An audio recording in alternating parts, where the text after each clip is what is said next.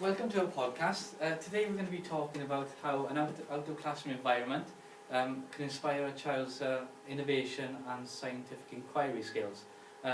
My name is Dominic James, and I have with me Reiss Jenkins and Rebecca Torrington, and we'll be guiding you through today. So learning outside the classroom, what is this? It can develop a lot of different skills, including personal, social and emotional development. This is vital within the foundation phase. A lot of skill building, so self-esteem, confidence. With meeting learning styles, this can be of an issue. However, learning outside the classroom can promote kinesthetic learners, auditory learners and verbal learners. There are many documents stating the benefits of learning outside the classroom, including the Every Child Matters document and also the Learning Outside the Classroom Manifesto. Now, the Every Child Matters document relates more to the benefits to the individual child, so perhaps their well-being, their flourishing, their personal growth. The Learning Outside the Classroom Manifesto is the benefits to education and learning outside the classroom. There are quite a few disadvantages of learning outside the classroom. These are some from Ofsted, so health and safety for instance, and there's also a few more from Braund and Reiss from 2004, which is a bit more personal for the learners themselves, so their autonomy, their learning styles, the teacher-student relationship, the diversity and the teachers themselves can be affected by learning outside the classroom. Science and outdoor learning, this again can promote a love of learning. By going outside into these educational contexts, it can develop a progression into further education because of the whatever interest or subject base they are promoting within their contexts. Now, personal, social and emotional development, multimedia and science, scientific variation, constructivism and autonomy. These are the basic forms of what science and outdoor learning promote. But this is purely for the outside the classroom learning environment. Constructivism is learning from prior knowledge, building on that. So how could you do this? So it's through multimedia, through the use of computers, and also for autonomy again, this is promoting more freedom within the outdoor learning environment, where children are free to roam, to explore, which is specifically to science. This is very important. So scientific inquiry in the outside learning environment. Some may argue that this could be a battle between theory and practice, as a lot of theorists believe that experience and practice is what makes understanding grow. But without the theory, some theorists believe that without the theory, experience and practice can't develop that holistic knowledge. There are different forms of inquiry for scientific learning. For example, these are exploring, fair testing, pattern seeking, classifying and identifying, investigating models and technological inquiry. This has come from Dawes. However, with classifying and identifying, this is highly promoted within school environments right now. However, science outside the classroom environment, these other stages are explored. So how can we promote scientific inquiry for the children? Stone in 2014 has given us some quite examples of this. Learning must captivate students. Experiential learning and varied learning opportunities should be available. They should provide students with the tools they need to do this kind of learning. And it also encourages students to think like scientists. So even when you look back, in history, they've talked about children as lone scientists, for example. This is the kind of thing we're talking about. And also these inquiry-based teaching strategies, which are quite new, and they focus the children on developing these skills. Okay, just like Dom just said, he talks about children as scientists. This has come from Piaget. This is a constructivist theory. And how this can be done is through exploratory play. Now, exploratory play is where children are free to roam, to discover, to explore, to experiment, to test, trial and error. So, with play, specifically, Again, there can be issues where the play from outside the classroom is integrated inside the classroom. And for sustainability, an interdependence is created. Sustainability is vital for science education. It is highly promoted within educational establishments across the UK. Interdependence is a codependence from within the school establishment. It will be the teachers and the children. But for interdependence in science, it is more how we have sustained and maintained as the human race, as global life. So now I think we should look at what is innovation to begin with. There's a nice quote from Wagner here, which simply says that innovation is the implementation of new ideas at the individual, group or organisational level. And if we look at learning in a kind of a museum context, it's going to be kind of hands-on, non-linear learning with particular themes. Once we go on to TechniQuest, we'll talk about these kinds of themes. It could be space or light and colour, for example. And it also relies on the curiosity and intrinsic motivation of the pupils themselves. There's a nice study from Bamberger and Tal, 2007, who says that learning in museums is optimised when pupils have a guided choice to the areas that they explore. And the expertise of museum staff are crucial to this, because this will then help the students gain a further understanding by the expertise of the museum staff, whereas the teachers, although have been taught how to teach, they may not have the experience available to them. So what do museums have to offer us? Basically, they provide a different environment in which pupils are motivated by interaction.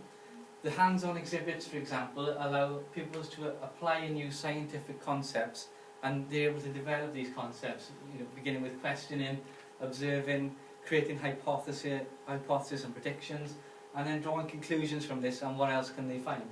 And they're also, Braund and Reiss described it as a secure and stimulating environment for these pupils. This is a conceptual model by Falk and Dyer King 2000, and it's three strands to the model. There's a personal context, we have a socio-cultural context, and an interaction. And it helps us understand that learning that takes place in a formal setting such as a museum, and it applies to situations where the pupils have a free choice over their learning. The three aspects all interact when these children are at the museum. So for the personal context, it gives them motivation and emotion, so the learning flows from appropriate emotional and environmental cues. Learning is facilitated by a personal interest. This could be from the classroom, for example, where they've studied space and then gone on to a museum to look at space in more depth. The new knowledge is constructed from their prior experiences, which could be in the museums. And learning is expressed within appropriate context, so in the museum itself and then back into the classroom. And then the physical context looks at, because humans search for a meaning, we search for a meaning, so we need to make sense of the environment we're in. And the interaction looks at the appeal of a museum itself. It's a welcoming atmosphere, the exhibits are quite exciting for the children, there's a sense of ease and safety, which you've already discussed, and there's an awe and a wonder. If you look at children going to a museum, they're like, wow, look at this, and it helps their knowledge. And there's a nice quote from Stevenson, who says that memories of museums strongly refer to sights, smells, and even sounds that they've encountered within the context. Right, so now we've learned off Dom and Rebecca what children can actually gain from learning outside the classroom, what are the positives, the negatives. So we thought that we'd look at TechniQuest for our bit of a case study on an out of the classroom environment. Now, we went to TechniQuest as part of a module on our Education Studies course, and we all found it brilliant.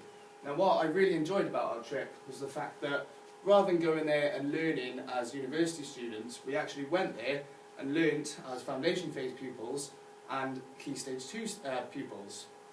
So what is TechniQuest? Well, basically it's the longest established science centre in the UK. It is built down in Cardiff Bay, and its current site they moved to in 1995. It actually has over 120 exhibits where children can learn by hands-on experiences. Now, it builds all of its own exhibits in Cardiff itself, and it actually sends them all around the world.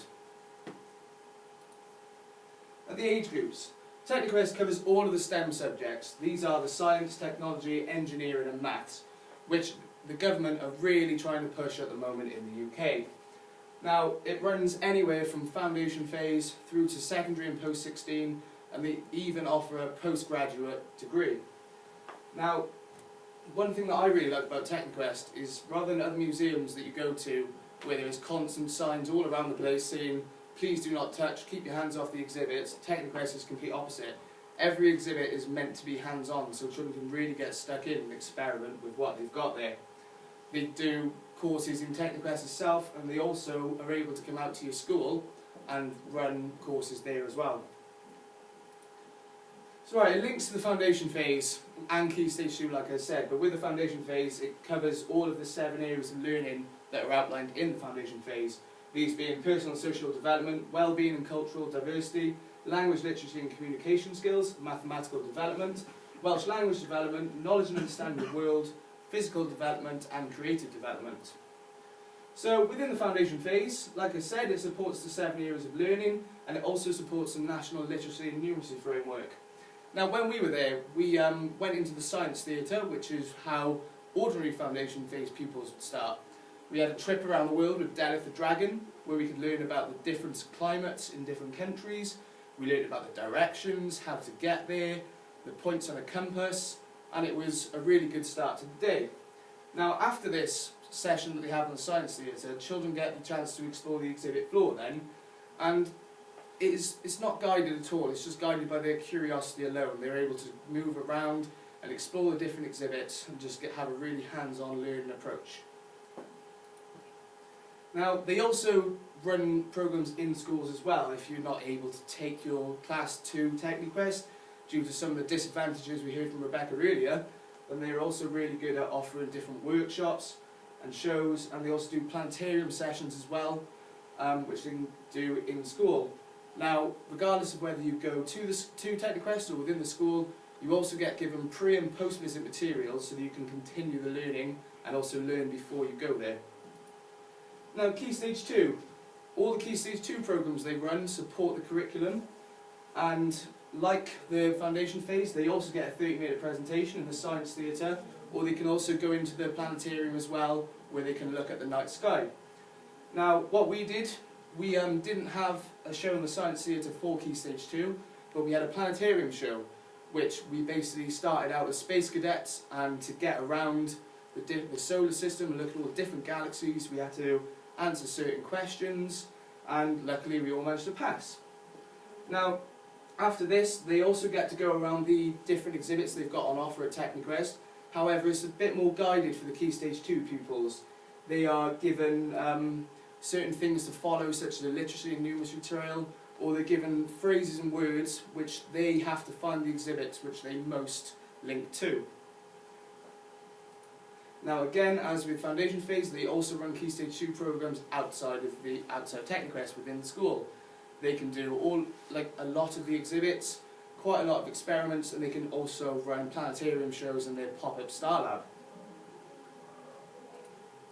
Now secondary and post-16, we didn't actually manage to experience this on our trip to TechniQuest, but when I was back in school, I actually went there as a GCSE pupil for maths. And they basically try to apply practical mathematics through a program they call Mathemagic, where they look at things like probability, statistics, binary code and topology.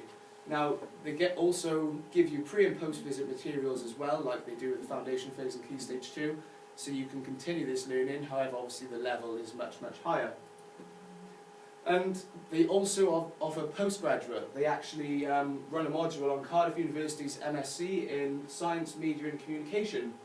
Now, this is a one-year course to gain your Masters in Science, and TechniQuest actually run the module on presenting science, so how it can be given out to children of various ages and how they will react to the different ways that you teach it.